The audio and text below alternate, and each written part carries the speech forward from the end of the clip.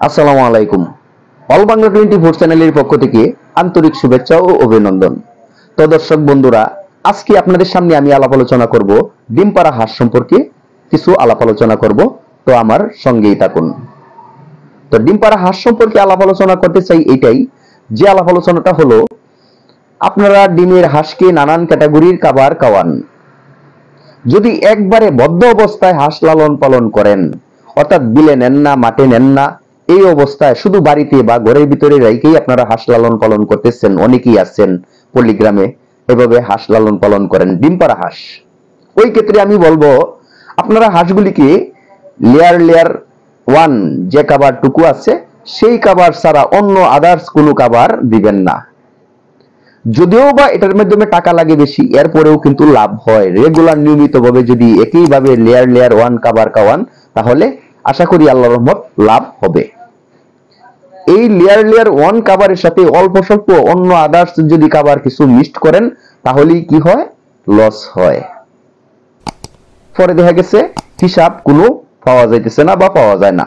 ওই ক্ষেত্রে আপনারা শুধু পোল্ট্রি ফিড খাওয়াই ঘরের ভিতরে আবদ্ধ অবস্থায় যারা হাঁস লালন পালন করতেছেন, তারা হাঁস লালন পালন করেন।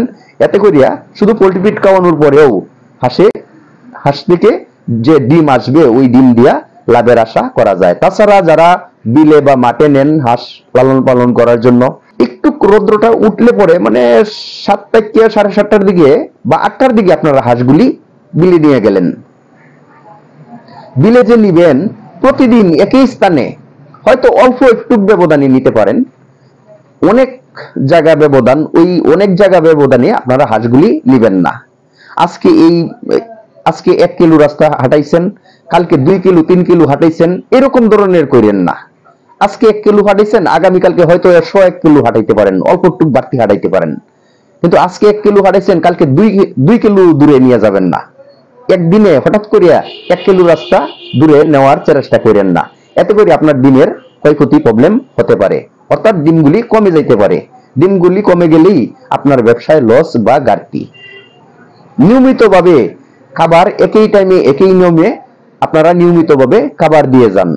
বিলে যদি হাঁস চড়ান, অর্থাৎ বিলে যদি হাঁস রাখেন, তাহলে হাঁসগুলিকে একই রকমের খাবার প্রতিদিন রেগুলার নিয়মিতভাবে একই টাইমে একই সময়ে আপনারা খাবারগুলি দিয়ে যাবেন।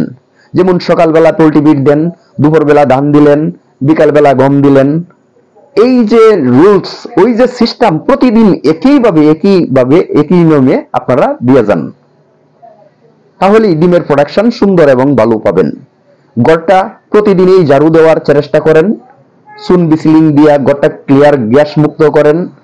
ঘরের ভিতরে যাতে আলু বাতাস সাপ ডাউন করতে পারে, যদি অল্প স্বল্প গ্যাস হয় গ্যাসটা যাতে চলে যেতে পারে। আবার রাত্রের বেলা যাতে কুয়াশা ঘরের ভিতরে প্রবেশ না করতে পারে, ওইসব ব্যাপার বিষয়টা আপনারা লক্ষ্য রাখেন, ফলো করেন। আর ওইসব ধরনের ব্যাপার বিষয়ে অতিরিক্ত ঠান্ডায় কিন্তু ডিম কমতে পারে, অতিরিক্ত গরমেও কিন্তু ডিম কমতে পারে। সুতরাং অতিরিক্ত ঠান্ডা অতিরিক্ত গরম আপনার হাঁসগুলিকে কিভাবে না পাবে, অতিরিক্ত ঠান্ডা এবং অতিরিক্ত গরম কেমনে পাবে না হাঁসগুলিকে, ওই পরিবেশটাই আপনারা সৃষ্টি করে দেন। আর এরকম পরিবেশ যদি সৃষ্টি করে দিতে পারেন, তাহলে কিন্তু প্রতিদিন আপনারা রেগুলার নিয়মিতভাবে ডিম পেয়ে যাবেন, একইভাবে একই নিয়মে। আর একইভাবে একই নিয়মে যদি প্রতিদিন ডিম পান, তাহলে বুঝে গেলেন আপনার হাঁসগুলিও সুস্থ সুন্দর আর আপনার সঠিক পরিবেশ পাইতেছে, বিদায় একই নিয়মে রেগুলার ডিম পারতেছে। এতে করিয়া আপনি লাভবান হতে পারবেন, দেশকে এগিয়ে নিয়ে যেতে পারবেন। সেই প্রত্যাশা রেখেই আজকে আপনাদের কাছ থেকে আমি মোহাম্মদ আজিজুল হক দুলাল বিদায় নিতেছি। আল্লাহ হাফেজ।